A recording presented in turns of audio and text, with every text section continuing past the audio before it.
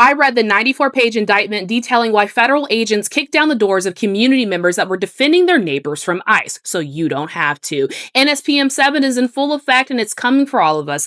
Let's get into it. Now, the indictment against 15 Minneapolis community members reads more like political retaliation than public safety. The government admits that these individuals were resisting the quote identification, detention, and removal of non-citizens, end quote, which the feds are calling a conspiracy, but anyone with a conscience recognizes it as protecting neighbors from an agency with a documented history of violence, including the killings of Renee Good, Alex Preddy, and Keith Porter. All 15 face conspiracy to impede or injure a federal officer, with the government alleging they sought to prevent enforcement of immigration law by force.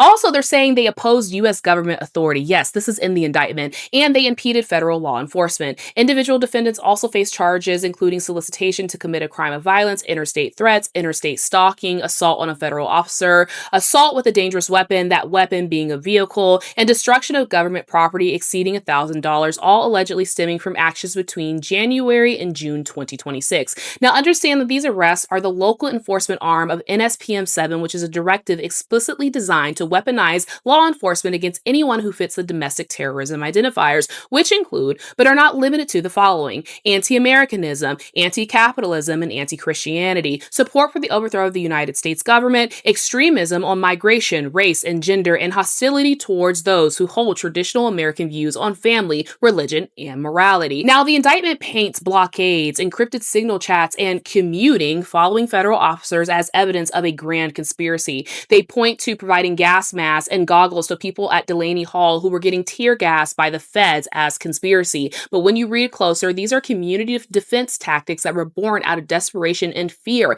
of the federal government's occupation of Minneapolis and the feds' actions in other places. Now, homemade shields and swarm training aren't preparation for a civil war. They're what happens when a community learns that 911 won't protect them from the feds. When ICE snatches people off the street in unmarked cars, accountability looks like watching and filming. When ICE hauls our neighbors to deadly detention centers, obstruction may look like standing in the way. Meanwhile, the Justice Department has shown zero urgency in investigating white supremacist militias that are doing similar or worse things. Patriot Front operates a 124-acre paramilitary compound in Tennessee, conducting riot shield drills. Neo-Nazi active clubs train for urban assault at a secret camp in Virginia, and the DOJ quietly deleted a study showing far-right extremists have committed 227 ideologically motivated homicides since 1990, and little to no indictments, no raids, because these groups don't fit the NSPM7 identifiers, but people who are anti-fascists do. Now, the arrest of these 15 community members is not justice, it's just a warning shot, and if you think this stops here, ask yourself, who is next? Anyone with a phone and a conscience. These are not criminals, they are community members who refuse to stand back and look away.